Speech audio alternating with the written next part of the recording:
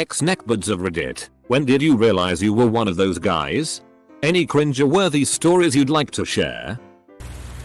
I'm a field biologist during the summer, and this past summer I decided to take the opportunity to grow out my beard. Because that's a few less items in my field gear.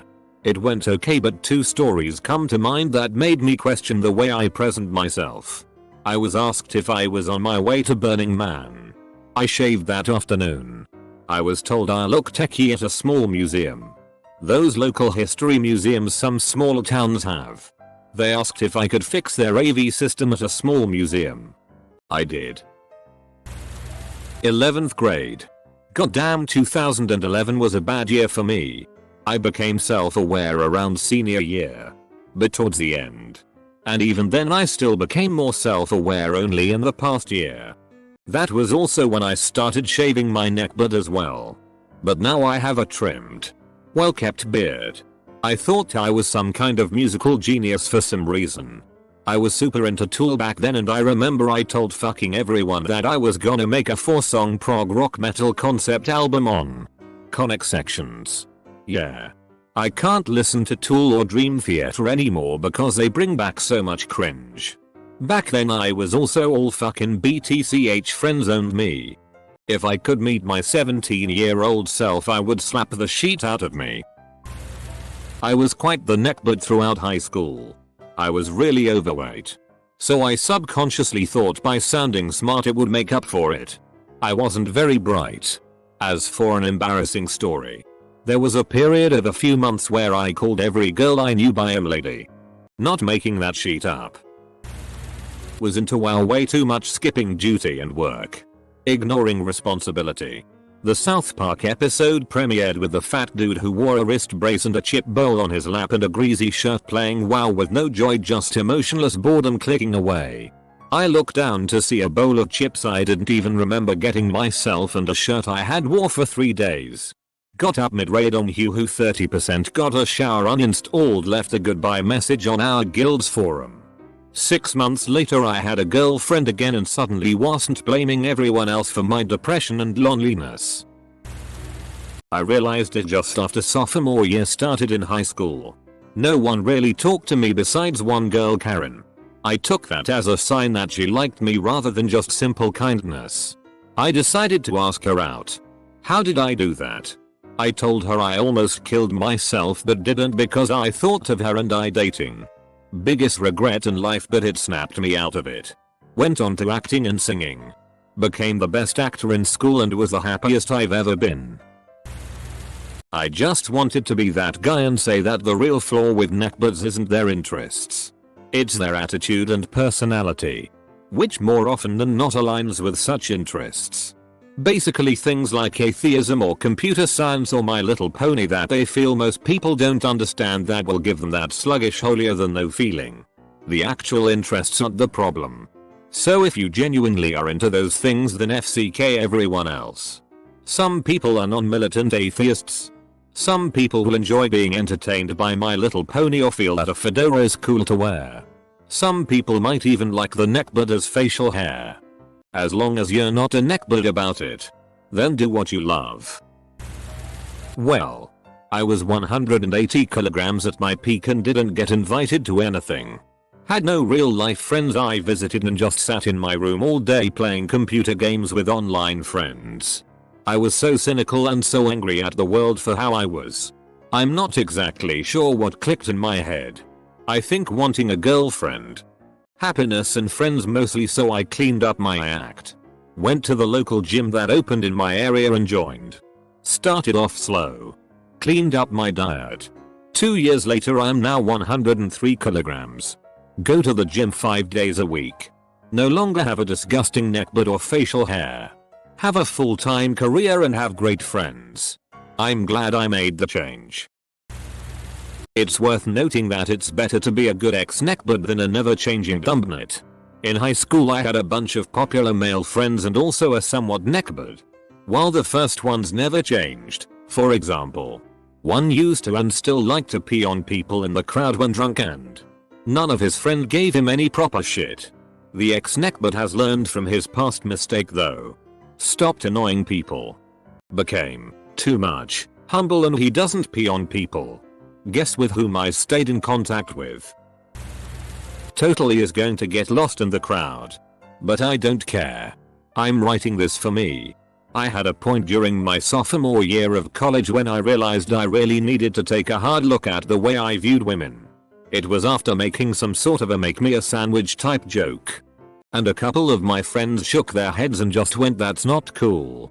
I realized that for quite a few years, I had been really creepy to a lot of girls in my life. Nothing extraordinary. I was never the really weird guy, and I even dated some. But looking back, there was something that was just off. Like the guy who is genuinely friendly, but who stares at your boobs and it doesn't even register to him that that's not okay. Who learned to be nice, but never had enough practice being truly empathetic. It took a while, but I eventually migrated into a new group of friends, about 80% of whom were women. For the first time ever, I actually started to not think of men as guy friends and women as girlfriends who I was secretly trying to have a shot with. If that makes sense. We were all just friends. And it was awesome. It helped me grow as a person. And for the first time in my life, I was able to start dating an amazing girl without thinking she owed me anything and without expectations. Just being there for the experience of falling head over heels for each other. I have a coworker who said to me, "You have the ability to belittle people while at the same time making them laugh and not hate you. I see myself as a Sour Patch Kid. If you come up to me and ask for my help, I get something in return. A joke at your expense. I have an oiled canvas fedora. A beard I could probably shave more often than I do. Oh boy, am I nerdy. And I am very talkative with people. I very well may be a neckbeard as defined above. Cool. An identity is important. My wife hates when I shave my beard. Asks if something is wrong if I am too nice or quiet. She bought me the hat. And doesn't mind my ability to go on and on for hours about dirt. So there you have it. If a neckbeard I am, a neckbeard I shall ever be. I never had a neckbeard or wore a fedora. But I used to act like one. I used to think I was superior to everyone. I had completely no idea why no girls would like me and would always complain about the friend zone, and was also a bit of a pervert who would treat women like objects sometimes. One day, reading about neckbeards and shit, I realized I was acting like one of them. So I started to work out. Made friends. Repaired bonds. Eventually, 300 pounds was decreased to 200 pounds. Respected people. Not just women. And was generally nicer and also became humbler. Eventually, I was able to get a girlfriend. But that didn't last long because everybody told her about my past self. And broke up with me about that. Now thankfully I'm no longer that person. I still aim to improve myself though. Aiming to get into normal BMI zone. I've always felt like a neckbeard ambassador. I've found myself meeting many of the criteria to be defined as a neckbeard but never really being there. I was the cool guy that always reached out to these cats. I know that my conversation can wear thin. And I know that most of the time I spew nonsense. But I felt pity for the true neckbeards and tried to help move them towards acceptance. Some people need the guiding hand to teach them the difference between bragging about your knowledge base and sharing it. They are often smart people who have a lot to share, but in social situations drown everyone around them with their knowledge base. They don't give others a chance to chime in and have no clue what to do when they respond with their own ideals or anecdotes.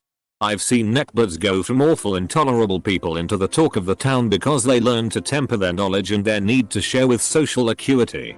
Some are incurable neckbeards, but give your local neckbeard a chance. He just might be a decent badass person you never knew was there. And neckbeards. STFU and listen to other people and learn as much as you can even though you think you got it all. Jeez. Reading this makes me wonder what the female version of a neckbeard would be called, because I think I was a she-beard neck girl, in my teenage years. I'd go full Nietzsche over stuff like pop music and religion cause I thought believing in the opposite made me enlightened. I'm now a chronic gamer and barely go outside, so this post is making me cringe at myself pretty hard. Also, I just realized my so is totally a neckbeard. Fuck. I was never really a neckbeard. Far too shy up until senior year of high school. The kind of oh shit someone is talking to me what do I do level of shy. I wore cargo pants exclusively until sophomore year. You know those pockets on the side? Perfect size for an R.A. Salvatore novel which I'm pretty sure everyone made fun of me for. Also had a really goofy faux stash and these ridiculous wire rim glasses. Went to the gym. Started actually hanging out with the few friends I had. Etc.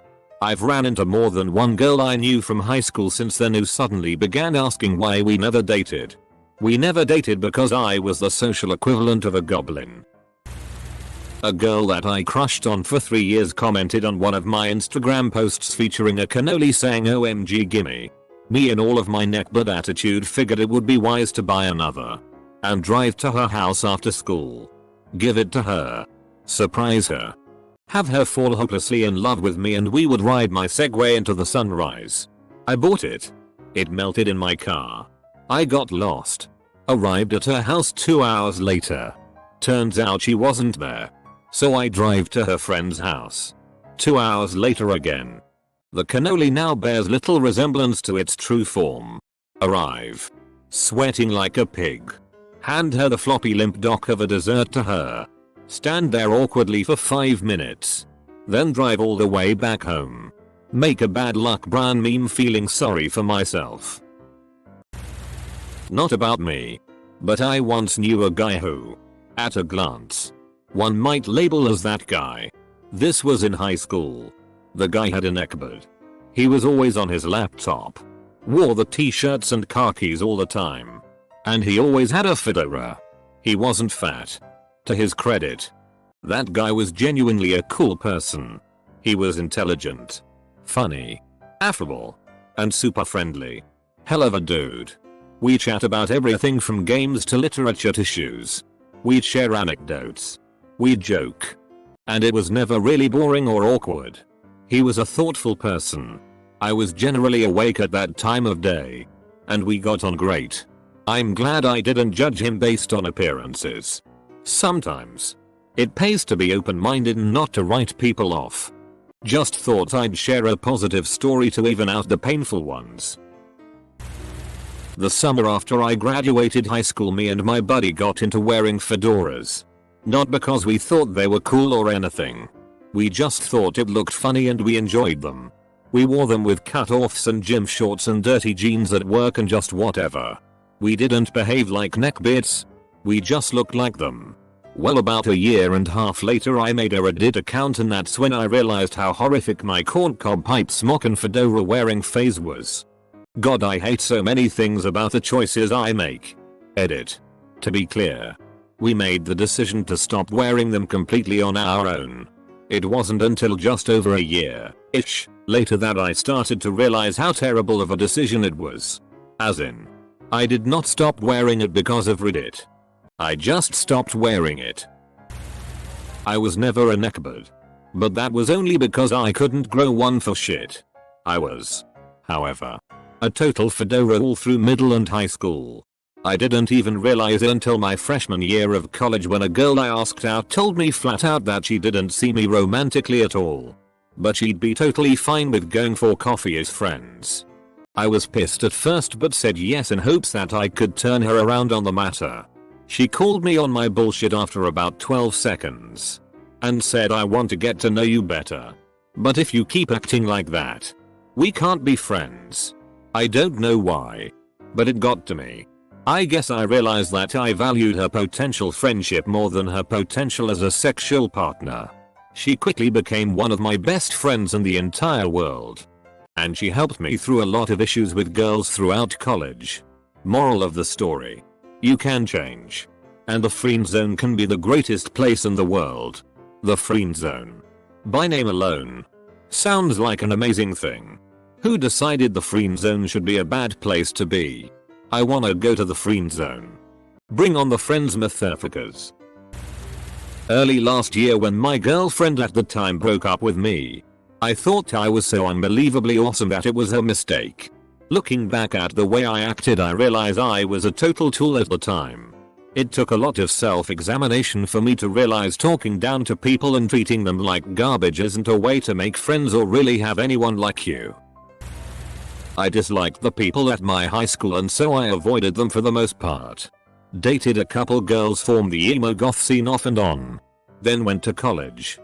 I was pretty into WoW and didn't know anyone on my floor. So it took me the full 2 semesters to learn how to interact with strangers and become friends. I also considered myself friend-zoned by a girl. But more of a whelp. She doesn't see me that way. Sure does suck. Kind of way. I did hope I could change her mind when she left her ass. Oh. But that didn't happen. We are still close friends and I have since gotten over that. Thank God. Not sure if it counts as being one of those guys. But I certainly fit the mold of socially awkward WoW player. In high school I went through a fedora phase. Even went as far as to wear it to school on free dress days. I was the only one who would wear it, so I thought myself as very edgy and euphoric. Couple that with leather jacket and angsty no girl will ever love me no matter how many I ask out. I was an excellent neckbeard-less neckbeard. In my first year of uni I met a girl and just completely latched onto her. Tried to flirt with her and get closer even though she had a BF. Tried to be the nice friend-zoned guy who she could lean on when her boyfriend was being bad and then complain about being friend-zoned to every person I meet. Took a year of rejection and emotional angst for me to snap out of it. There was a fake ad I saw for a lady dating app or whatever which, I swear, captured the old me perfectly. Back in college. I never shaved and I always wore pajama pants.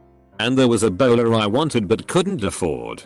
I didn't care about my appearance because I figured looking like shit would drive away anyone who cared about looks, not that I'm much to look at to begin with. Didn't really like parties. Preferred to play World of Warcraft and Smash Brothers.